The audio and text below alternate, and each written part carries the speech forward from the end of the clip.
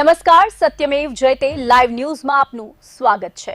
વડોદરા ગ્રામ્ય જિલ્લામાં મિલકત સંબંધી ગુનાઓને ડામવા માટે ઓપરેશન પરાક્રમ અંતર્ગત પોલીસ દ્વારા કાર્યવાહી હાથ ધરવામાં આવી રહી છે। આ દરમિયાન પાદરા પોલીસે ડભાસા ગામની સીમમાં લુણા રોડ પર આવેલી દેવાસીસ કંપનીમાંથી થયેલી વેલ્ડિંગ કોપર કેબલ ચોરીનો ભેદ ઉકેલી 2 આરોપીઓને ઝડપી પાડ્યા છે। પોલીસના જણાવ્યા મુજબ 18 ઓગસ્ટની રાત્રે કંપનીમાંથી કોપર કેબલની ચોરી થઈ હતી, જેને લઈને પાદરા પોલીસ સ્ટેશનમાં ગુનો નોંધાયો હતો। તપાસ દરમિયાન પોલીસ ટીમો દ્વારા પેટ્રોલિંગ અને બાતમીદારોના સંપર્કો હાથ ધરવામાં આવ્યા હતા। તે દરમિયાન પોલીસ કોન્સ્ટેબલ સંજયસિંહ મેલાભાઈને ચોક્કસ બાતમી મળી હતી કે ચોરી થયેલી કોપર કેબલ 2 શખ્સો મીણિયા થેલીમાં લઈને પાદરા ટાઉનમાં પરણામી અગરબત્તી પાછળના વિસ્તારમાં આવવાના છે।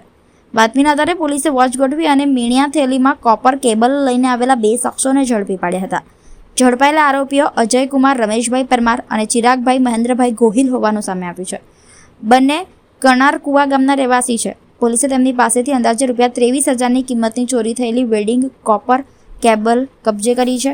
બંને આરોપીઓ સામે કાયદેસરની કાર્યવાહી હાથ ધરવામાં આવી છે।